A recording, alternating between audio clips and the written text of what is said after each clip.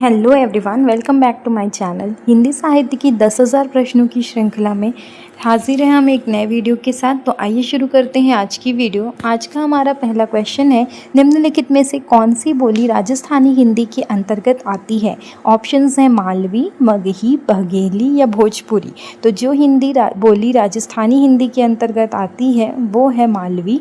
राजस्थानी हिंदी जो उपभाषा वर्ग के अंतर्गत 4 बोलियाँ आती हैं, मारवाड़ी जो पश्चिमी है, जयपुरी जिसको ढूंढाड़ी भी बोलते हैं जो पूर्वी है, मेवाती जो उत्तरी है और मालवी जो दक्षिणी है।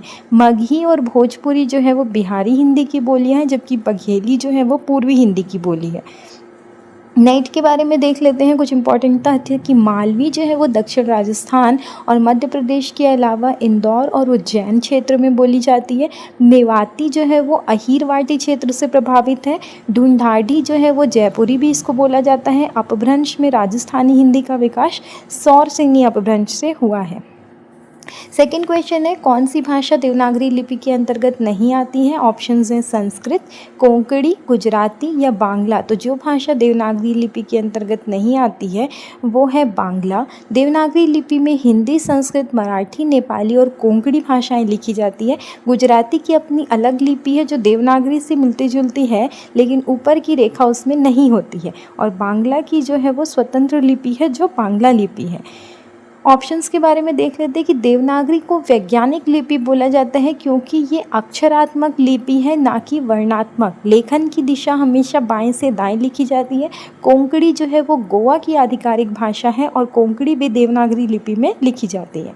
राजभाषा आयोग की स्थापना कब हुई थी? ऑप्शंस हैं 7 जून 1955, 7 जून 1956, 15 अगस्त 1947 या 26 जनवरी 1950। तो राजभाषा आयोग की स्थापना हुई थी 7 जून 1955 को। संविधान के अनुच्छेद 344 के तहत राष्ट्रपति के द्वारा पहले राजभाषा आयोग का गठन किया गया था 7 जून 1955 को, और इसके अध्यक्ष थे बीजी खेर, जिनको बाल गंगाधर खेर कहा जाता है। इस आयोग में 21 सदस्य थे और इसका मुख्य कार्य राष्ट्रपति को हिंदी के आधिकारिक प्रयोग के विस्तार पर सुझाव देना था। अगला सवाल है, ब्रजभाषा का केंद्रीय क्षेत्र कौन सा है? ऑप्शन है मगध, द्वारिका, अयोध्या या मथुरा। तो ब्रजभाषा का जो केंद्रीय क्षेत्र है वो है मथुरा। ब्रजभाषा पश्चिमी हिंदी की एक प्रमुख बोली है जिसका केंद्र मथुरा और वृंदावन है। ये कृष्ण काव्य की मुख्य भाषा रही है। जो क्षेत्र है मथुरा, अलीगढ़, एटा, बदायूं, बरेली और आगरा, इसमें ओकार बहुला ब्रजभाषा बोली जाती है। ओकार बहुला मतलब इसका जो एंड होता है वो ओ पर होता है, जैसे गयो, खायो ऐसा बोला जाता है। और आकार बहुला में एंड जो रहता है वो आ पे होता है, जैसे गया, खाया। और ईकार बहुला आता है जिसका एंड ई पे होता है, गई, खाई। ठीक है। सूरदास, नंददास और रसखान जैसे कवियों ने ब्रजभाषा को विश्व स्तर पर प्रसिद्ध किया। अगला सवाल है, सरोज स्मृति कविता के अनुसार सरोज के पति की उम्र कितनी थी? 18 वर्ष, 20 वर्ष, 23 वर्ष या 26 वर्ष। तो सरोज स्मृति जो सूर्यकांत त्रिपाठी निराला जी की कविता है, इसके अनुसार सरोज के पति की उम्र थी 26 वर्ष। निराला जी की प्रसिद्ध शोक गीत है सरोज स्मृति, जो उन्होंने अपनी पुत्री सरोज के विवाह और मृत्यु का इन्होंने इसमें वर्णन किया है। इस कविता में उल्लेख है कि विवाह के समय सरोज की उम्र 18 वर्ष थी और उसके पति की उम्र थी 26 वर्ष। सरोज स्मृति को हिंदी का सर्वश्रेष्ठ शोक गीत माना जाता है। इसकी रचना काल है 1935 और ये अनामिका के द्वितीय संस्करण में संकलित है जो मुक्त छंद की रचना है।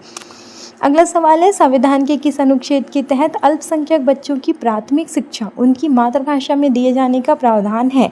ऑप्शन है 343, 348, 350 ए या 351। तो संविधान के जिस अनुच्छेद के तहत अल्पसंख्यक बच्चों की प्राथमिक शिक्षा उनकी मातृभाषा में दिए जाने का प्रावधान है वो है 350 ए।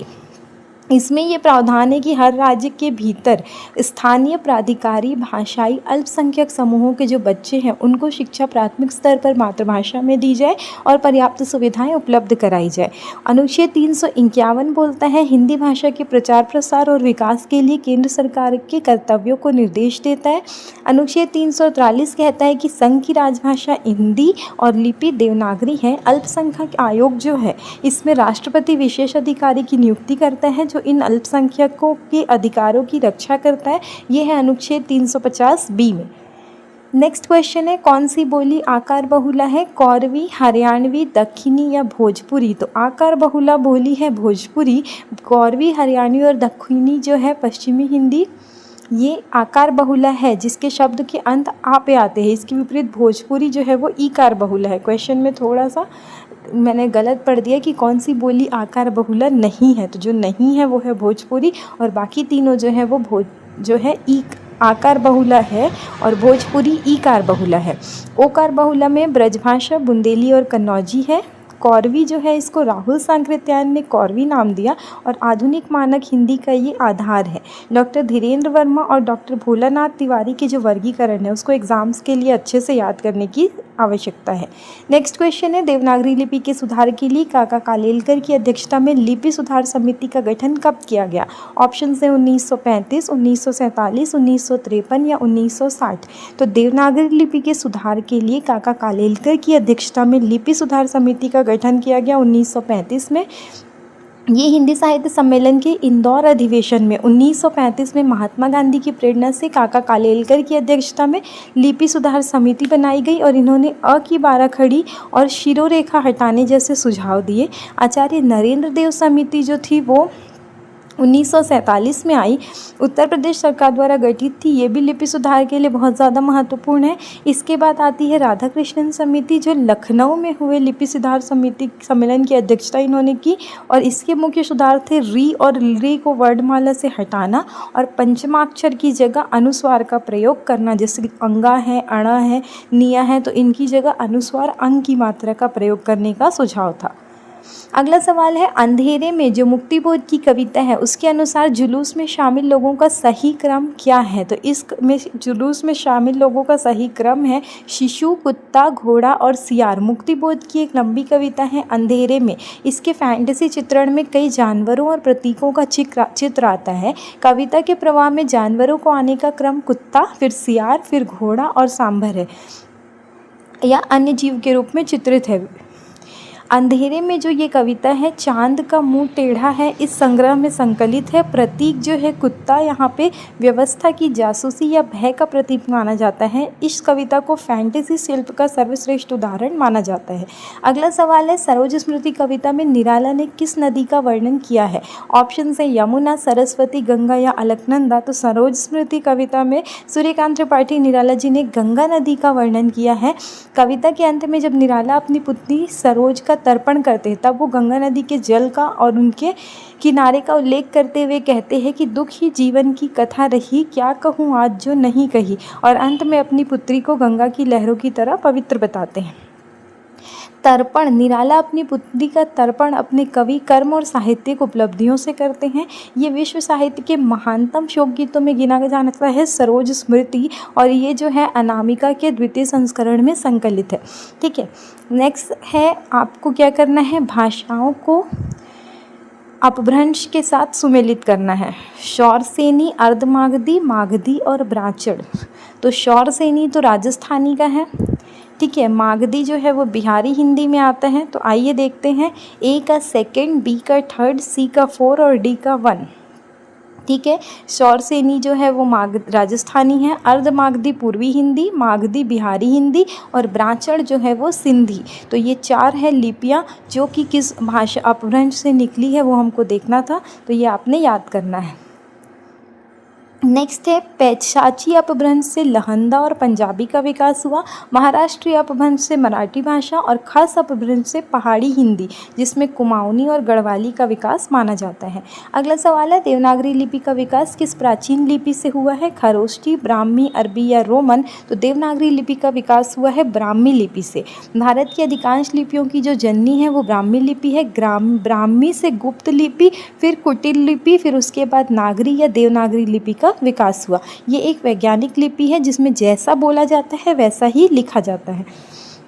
नेक्स्ट है, ब्राह्मी लिपि जो है वो बाएं से दाएं लिखी जाती थी। सम्राट अशोक के शिलालेख इसी लिपि में मिलते हैं। खरोष्ठी जो है वो गांधार क्षेत्र में प्रचलित है और वो दाएं से बाएं लिखी जाती थी।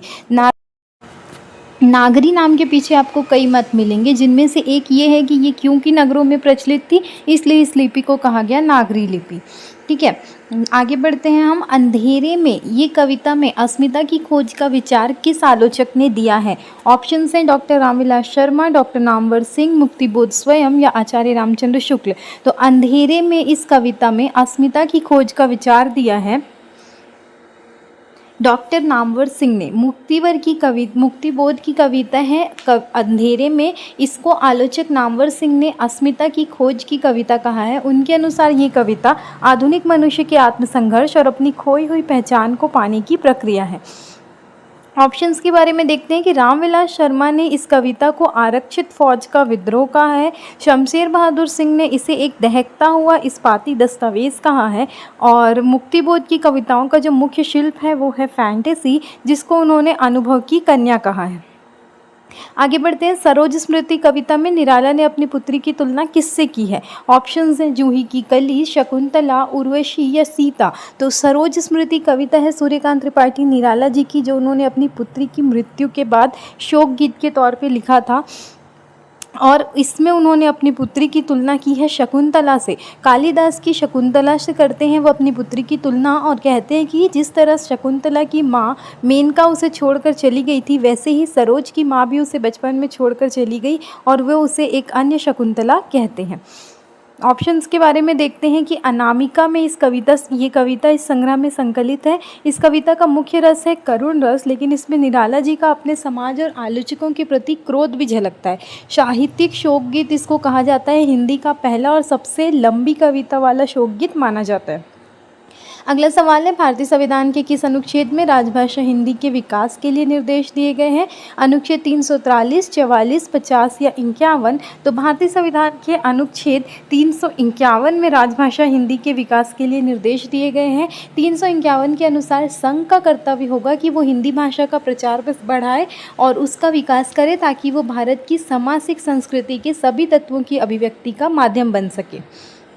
ऑप्शंस के बारे में देखते हैं कि अनुच्छेद 343 में ये बोला गया है कि संघ की राजभाषा हिंदी और लिपि देवनागरी होगी। 344 में राजभाषा के संबंध में राष्ट्रपति के द्वारा आयोग और समिति का गठन किया जाता है। 348 में उच्चतम न्यायालय और उच्च न्यायालय में प्रयोग की जाने वाली भाषा मुख्यतः अंग्रेजी, इसके बारे में बात की गई है।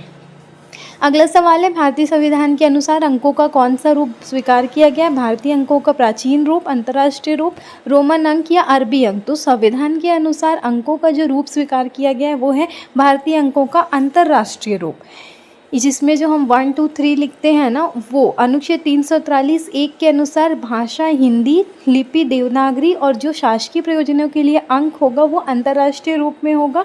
देवनागरी अंक जो होते हैं वो जो हम हिंदी में 1, 2, 3 लिखते हैं ना, उसका प्रयोग विशेष अनुमति या कुछ विशिष्ट क्षेत्रों में ही सीमित रखा गया है। अनुच्छेद 343 जो है राजभाषा संबंधी सबसे महत्वपूर्ण अनुच्छेद है, जिसको 14 सितंबर 1949 को स्वीकार किया गया था। अगला सवाल है, अंधेरे में कविता में मुक्तिबोध में जिन महान व्यक्तियों का जिक्र किया है जो जुलूस में दिखाई देते हैं वो कौन कौन है? तो इसका करेक्ट आंसर है टॉल्स्टॉय, तिलक, गांधी और गोर्की। मुक्तिबोध की इस कविता में एक रहस्यमयी जुलूस का वर्णन है, जिसमें कवि फैंटेसी के माध्यम से देखता है कि उस जुलूस में महान क्रांतिकारी और विचारक जैसे टॉल्स्टॉय, लोकमान्य तिलक, महात्मा गांधी और मैक्सिम गोर्की शामिल है। ये उनकी वैचारिक प्रतिबद्धता का प्रतीक है। बाकी ऑप्शंस के बारे में देखते हैं कि मुक्तिबोध की कविताएं ज़्यादातर आपको फैंटेसी की मिलेगी, और उनके अनुसार फैंटेसी मन की वो शक्ति है जो यथार्थ को नए प्रतीकों में ढालती है। तिलक और गांधी जो है वो भारतीय स्वतंत्रता संग्राम में लोक चेतना के प्रतीक के रूप में आए हैं, और गोर्की जो है वो रूसी क्रांति और सर्वहारा साहित्य के प्रतीक है। अगला सवाल है, निम्नलिखित में से कौन सी बोली पश्चिमी उपभाषा के अंतर्गत नहीं आती है? ऑप्शंस हैं ब्रजभाषा, कन्नौजी, बुंदेली या बघेली। तो इनमें से जो पश्चिमी हिंदी उपभाषा के अंतर्गत नहीं आती है वो है बघेली। पश्चिमी हिंदी की 5 मुख्य बोलियां हैं। खड़ी बोली जिसको कौरवी बोला जाता है, ब्रजभाषा, हरियाणवी, बुंदेली और कन्नौजी। बघेली जो पूर्वी हिंदी है उसके अंदर 3 भाषा आती है, ABC, अवधी, बघेली और छत्तीसगढ़ी, ये पूर्वी हिंदी में आती है। बुंदेली का क्षेत्र आपको मिलेगा झांसी, जालौन, हमीरपुर और ग्वालियर। कन्नौजी जो है वो ब्रजभाषा से काफ़ी मिलती जुलती है, और इसका केंद्र मिलेगा फर्रुखाबाद और कन्नौज। और शॉर्ट सेनी अपभ्रंश जो है पश्चिमी हिंदी का उद्भव इस अपभ्रंश से माना जाता है। अगला सवाल देखते हैं। सरोज स्मृति कविता के अनुसार सरोज की मृत्यु के समय उसकी उम्र क्या थी? 15 वर्ष, 18, 21 या 25 वर्ष? तो सरोज स्मृति कविता के अनुसार सरोज की मृत्यु के समय उसकी उम्र थी 18 वर्ष। निराला जी की पुत्री सरोज की मृत्यु बहुत कम आयु में हो गई थी। विवाह के अल्प समय बाद ही 18 वर्ष की आयु में इसका देहांत हो गया। इस शोक में निराला जी ने इस लंबी कविता की रचना की। ये विवाह निराला जी ने बहुत सादगी से किया था, जिसमें कोई शोर शराबा या अधिक अतिथि नहीं थे। और ये कविता जो है अनामिका के द्वितीय संस्करण में 1938 में प्रकाशित हुई थी। अगला सवाल है, देवनागरी लिपि की सबसे बड़ी वैज्ञानिक विशेषता क्या है? तो इस लिपि की सबसे बड़ी वैज्ञानिक विशेषता आपको मिलेगी कि जैसा बोला जाता है वैसा ही लिखा जाता है। एक ध्वनि के लिए एक संकेत मिलेगा।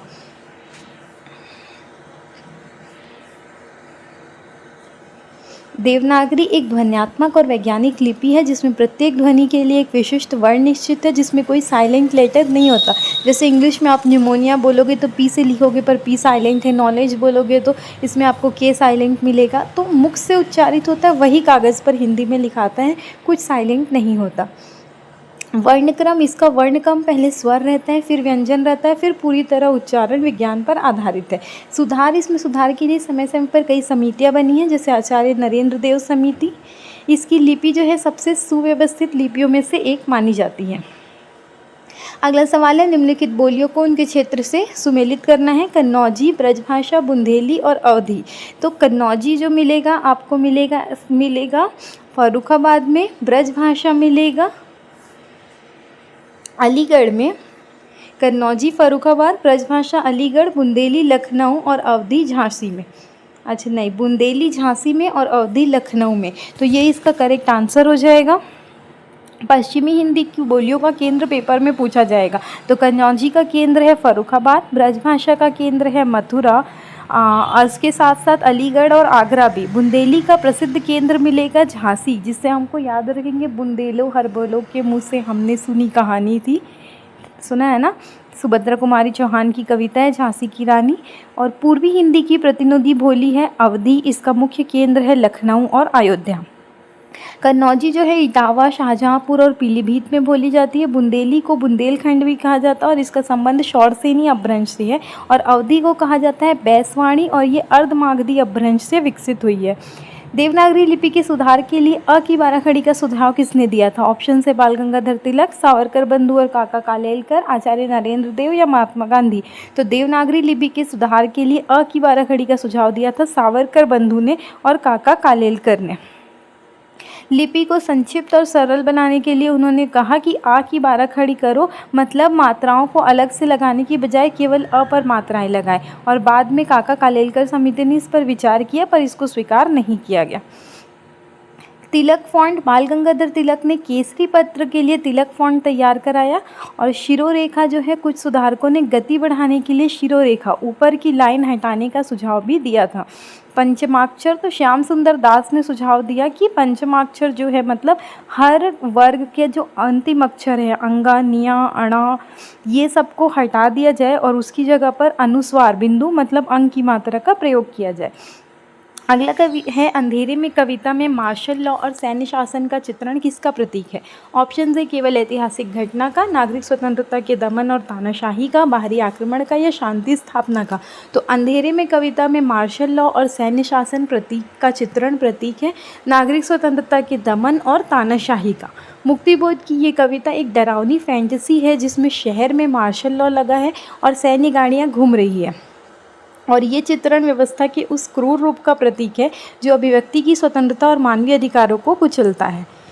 लंबी कविता जो ये है हिंदी की सबसे प्रसिद्ध लंबी कविताओं में से एक है। इसका संकलन हुआ है चांद का मुंह टेढ़ा है इस काव्य संग्रह में। आलोचना नामवर सिंह ने इसको अस्मिता की खोज कहा है और मुक्ति बोध जी ने इसको आंतरिक विद्रोह का काव्य माना है। अगला सवाल है, सरोज स्मृति कविता में निराला ने सरोज के सौंदर्य का वर्णन करते हुए उसे किसकी प्रतिमूर्ति बताया है? अपनी पत्नी की, प्रकृति की, ईश्वरीय शक्ति की या वसंत की प्रथम कली की? तो सरोज स्मृति कविता में निराला ने सरोज के सौंदर्य का वर्णन करते हुए उसे अपनी पत्नी की प्रतिमूर्ति बताया है। विवाह के अवसर पर जब सरोज को देखते हैं निराला जी तो उन्हें अपनी दिवंगत पत्नी मनोहरा देवी की याद आ जाती है और कहते हैं कि सरोज की आंखों में और उसके रूप में उनकी पत्नी की छवि साकार हो उठी है और ये एक पिता के लिए भावुक कर देने वाला क्षण था। ये पूरा काव्य जो है वो करुण रस से है, एक लंबी कविता है जो अनामिका काव्य संग्रह में संकलित है। इसमें करुण के साथ साथ वात्सल्य भी दिखाई देता है और साथ ही समाज की जो रूढ़िवादिता है उसके प्रति इसमें आक्रोश भी दिखता है, तो कहीं कहीं पर क्रोध रस भी दिखता है। निराला ने अपने व्यक्तित्व, जीवन की निर्धनता और साहित्यिक उपेक्षा का भी कड़वा सच बयान किया है। अगला सवाल है, संविधान के किस अनुच्छेद के अनुसार राजभाषा के संबंध में संसदीय समिति के गठन का उल्लेख है? ऑप्शन है 343, 44, 46 या 48। तो संविधान के जिस अनुच्छेद के अनुसार राजभाषा के संबंध में संसदीय समिति के गठन का उल्लेख है वो है अनुच्छेद 344। 344 4 में ये प्रावधान है कि 30 सदस्यों वाली एक संसदीय समिति का गठन होगा जिसमें 20 लोकसभा के और 10 राज्यसभा के सदस्य होंगे, जो राजभाषा की आयोग की सिफारिशों की जाँच करेगा और रिपोर्ट राष्ट्रपति को सौंपेगा। अनुच्छेद 346 जो है वो दो राज्यों के बीच या राज्य और संघ के बीच पत्राचार की भाषा के बारे में बात करता है। 348 सुप्रीम कोर्ट और हाई कोर्ट की भाषा की बात करता है और इसमें मुख्यतः अंग्रेजी भाषा को प्राथमिकता दी गई है। राजभाषा अधिनियम 1963 में बना जिसके कारण हिंदी के साथ अंग्रेजी का प्रयोग अनिश्चित काल के लिए बढ़ा दिया गया। अगला सवाल है, अंधेरे में कविता में ओरंग उटांग किसका प्रतीक है? ऑप्शंस हैं आदिम संस्कृति का, खौफनाक तानाशाही और पाशविक प्रवृत्तियों का, वन्यजीव संरक्षण का या कवि के बचपन के मित्र का। तो अंधेरे में कविता में ओरंगुटांग जो है वो प्रतीक है खौफनाक तानाशाही और पाशविक प्रवृत्तियों का। मुक्तिबोध की कविता में ओरंगुटांग एक डरावना प्रतीक है। ये उस दमनकारी सत्ता और पाशविक ताकतों को दर्शाता है जो समाज में भय फैलाती है। ये मनुष्य के भीतर छिपे उस राक्षस का भी प्रतीक है जो सत्ता पाकर क्रूर हो जाता है। मुक्तिबोध ने अपनी कविताओं में डरावने बिंबों का प्रयोग कराने के लिए वो जाने जाते हैं और डॉक्टर नामवर सिंह के अनुसार ये कविता है अस्मिता की खोज के दौरान आने वाले विभिन्न अवरोधों और भयों का चित्रण। अगला सवाल है, पश्चिमी हिंदी की कौरवी बोली को खड़ी बोली नाम किसने दिया था? कौरवी नाम दिया था राहुल सांकृत्यायन ने, पर खड़ी बोली नाम किसने दिया था? ऑप्शन है राहुल सांकृत्यायन, लल्लू लाल, आचार्य रामचंद्र शुक्ल या गिलक्राइस्ट। तो पश्चिमी हिंदी की कौरवी बोली को खड़ी बोली नाम दिया था लल्लू लाल ने। कौरवी नाम राहुल सांकृत्यायन ने दिया और खड़ी बोली के रूप में प्रसिद्ध करने का श्रेय जाता है फोर्ट विलियम कॉलेज के लल्लू लाल और सदल मिश्र जैसे गद्यकारों को। खड़ी का अर्थ है यहाँ खरी या शुद्ध और कर्कश बोली, खड़ी खड़ी सुनाना से लिया गया है। कौरवी जो है वो मेरठ, बिजनौर और सहारनपुर के आसपास बोली जाती है और ये एक आकार बहुला बोली है। आकार बहुला बोली मतलब जो एंडिंग होता है वो आ से होता है, जैसे कि गया, खाया, पिया, ऐसा। मानक रूप है आज की राजभाषा हिंदी, इसी खड़ी बोली का परिष्कृत रूप है। अगला सवाल है, सरोज स्मृति कविता में निराला ने शकुंतला के प्रसंग के माध्यम से क्या संकेत दिया है? ऑप्शन है केवल पौराणिक कथा का ज्ञान, पुत्री के मातृहीन होने की व्यथा और उसके पालन पोषण का संघर्ष, कालिदास की प्रशंसा या सरोज के सौंदर्य का वर्णन। तो सरोज स्मृति कविता में निराला ने शकुंतला के प्रसंग के माध्यम से ये संकेत दिया है कि पुत्री के मातृहीन होने की व्यथा और उसके पालन पोषण का क्या संघर्ष है। उन्होंने अपनी पुत्री की तुलना की है कालिदास की शकुंतला से, जिनकी माँ उसने बचपन में छोड़कर चली गई थी, अर्थात उनकी मृत्यु हो गई थी। तो वो कहते हैं वह अन्य शकुंतला इस मरुभूमि की, जिस प्रकार शकुंतला का पालन पोषण उनके पिता कण्व ऋषि ने किया क्योंकि माँ उसे छोड़कर चली गई, वैसे ही सरोज का पालन पोषण भी उसके ननिहाल और निराला के संघर्षों के बीच हुआ क्योंकि उनकी माँ का देहांत हो चुका था। विवाह संस्कार, तो निराला ने सरोज के विवाह में रूढ़िवादी कर्मकांडों का त्याग किया जो उनके विद्रोही स्वभाव को दर्शाता है और उनकी मृत्यु के बाद उन्होंने लिखी थी एक लंबी कविता जिसका नाम रहा सरोज स्मृति। अगला सवाल है, देवनागरी लिपि में शिरोरेखा जो ऊपर में लाइन खींचते हैं इसका प्रयोग क्यों अनिवार्य माना जाता है? केवल सुंदरता के लिए, अक्षरों को एक सूत्र में बांधने के लिए और शब्दों को अलग पहचान देने के लिए, लेखन की गति बढ़ाने के लिए, या इसका कोई वैज्ञानिक आधार नहीं है? तो देवनागरी लिपि में जो शिरोरेखा है, टॉप लाइन है, वो अक्षरों को एक सूत्र में बांधने और शब्दों को अलग पहचान देने के लिए जाना जाता है। इसकी एक विशेषता ही ये है, शिरोरेखा अक्षरों के समूह को एक शब्द रूप में बांधना वैज्ञानिक दृष्टि से पढ़ते समय आंखों को एक दिशा और प्रवाह प्रदान करती है जिससे शब्दों को पहचानने में आसानी होती है। गुजराती लिपि देवनागरी लिपि से मिलती जुलती है पर इसमें शिरोरेखा का प्रयोग नहीं होता। सुधार सुझाव, कुछ विद्वानों ने टाइपिंग और शीघ्र लेखन के लिए शिरोरेखा हटाने का सुझाव दिया जिसको व्यापक स्तर पर स्वीकार नहीं किया गया। अगला सवाल है, संविधान के किस अनुच्छेद में ये कहा गया कि हिंदी के विकास के लिए संस्कृत से सहायता ली जाए? ऑप्शन है 343, 45, 48 या 51। तो संविधान के इस अनुच्छेद में कहा गया कि हिंदी के विकास के लिए संस्कृत से सहायता ली जाए, वो अनुच्छेद है 351, जिसमें स्पष्ट रूप से उल्लेख है कि हिंदी के शब्द भंडार के लिए मुख्य रूप से संस्कृत से और गौण रूप से अन्य भारतीय भाषाओं से शब्द ग्रहण किए जाने चाहिए। ये हिंदी को सामासिक संस्कृति का वाहक बनाने का निर्देश है। अनुच्छेद 345 बोलता है कि राज्यों की प्रादेशिक भाषाओं या राजभाषा के संबंध में प्रावधान करें, और 343 से 351 जो है संविधान का भाग 17 है, जो इस अनुच्छेद के माध्यम से राजभाषा नीति को स्पष्ट करता है। अगला सवाल है, निम्नलिखित भाषाओं को उनकी लिपियों से मिलाना है। तो हिंदी की लिपि क्या है? देवनागरी। अंग्रेज़ी की है रोमन। पंजाबी की है गुरुमुखी और उर्दू की है फारसी। तो इसका करेक्ट आंसर हो जाएगा ए का सेकंड, बी का फर्स्ट, सी का फोर्थ और डी का थर्ड। तो आइए देखते हैं, देवनागरी लिपि में अंग्रेजी हिंदी और संस्कृत देवनागरी में, अंग्रेज़ी रोमन में, पंजाबी गुरुमुखी में और उर्दू फारसी नस्तलिख लिपि में लिखी जाती है। लिपि वो दृश्य रूप है जिसमें ध्वनियों को अंकित किया जाता है। गुरुमुखी लिपि का विकास हम मानते हैं लंडा लिपि से, और इसको गुरु अंगद देव ने परिष्कृत किया। देवनागरी ब्राह्मी लिपि की उत्तरी शाखा से विकसित हुई है। वैज्ञानिकता देवनागरी को विश्व की सबसे वैज्ञानिक लिपियों में गिना जाता है, क्योंकि इसमें प्रत्येक ध्वनि के लिए एक निश्चित वर्ण है। अगला सवाल है, अंधेरे में कविता में बावड़ी किसका प्रतीक है? जल संरक्षण का, अवचेतन मन की गहराइयों का, इतिहास के पन्नों का या एक वास्तविक पर्यटन स्थल का? तो अंधेरे में कविता में जो बावड़ी है वो प्रतीक है अवचेतन मन की गहराइयों का। मुक्तिबोध की कविता है अंधेरे में, जिसमें बावड़ी एक गहरा मनोवैज्ञानिक प्रतीक है जो मनुष्य के अवचेतन मन को दर्शाती है, जहाँ दमित इच्छाएं, डर और स्मृतियाँ छुपी होती है, और इस बावड़ी से वो एक रहस्यमयी पुरुष बाहर निकलता है। मनोविश्लेषणवाद, तो मुक्तिबोध की कविताओं पर सिगमंड फ्राइड और जूम के मनोविश्लेषण का गहरा प्रभाव है। अस्मिता, बावड़ी में बैठना अपनी अस्मिता या अपनी वास्तविकता को खोजने की प्रक्रिया है। अगला सवाल देखते हैं, सरोज स्मृति कविता में निराला ने सरोज के विवाह के समय किन रस्मों के ना होने का वर्णन किया है? तो उन्होंने वर्णन किया शोर शराबा और सगे संबंधियों की भीड़ ना होने का। मांगलिक गीत और रज्जगा तो ये भी नहीं हुआ था, और पारंपरिक संगीत और सजावट भी नहीं हुई थी। तो ऑप्शन नंबर डी इसका करेक्ट आंसर हो जाएगा। तो इन्होंने इसमें से कुछ भी नहीं किया था, और मौन संगीत था। वो कहते हैं कि विवाह में सिर्फ एक मौन संगीत था। विद्रोही स्वर, निराला ने सामाजिक आडंबरों को दरकिनार कर अपनी पुत्री का विवाह संपन्न किया। तो इसका आंसर हो जाएगा option number D. Next question देखते हैं, निम्नलिखित में से कौन सा अनुच्छेद उच्चतम न्यायालय और उच्च न्यायालयों की भाषा से संबंधित है? 343, 45, 48 या 51। तो उच्चतम न्यायालय और उच्च न्यायालय की भाषा से संबंधित अनुच्छेद है 348। जब तक संसद कानून बनाकर अन्यथा उपबंध ना करे, तब तक उच्चतम न्यायालय और प्रत्येक उच्च न्यायालय की समस्त कार्यवाही भाषा अंग्रेजी में होगी। कुछ राज्यों जैसे बिहार, राजस्थान, उत्तर प्रदेश और मध्य प्रदेश ने राज्यपाल की अनुमति से उच्च न्यायालय में हिंदी के प्रयोग की अनुमति ली है। अगला सवाल है, अंधेरे में कविता में रहस्य पुरुष किसका प्रतीक है?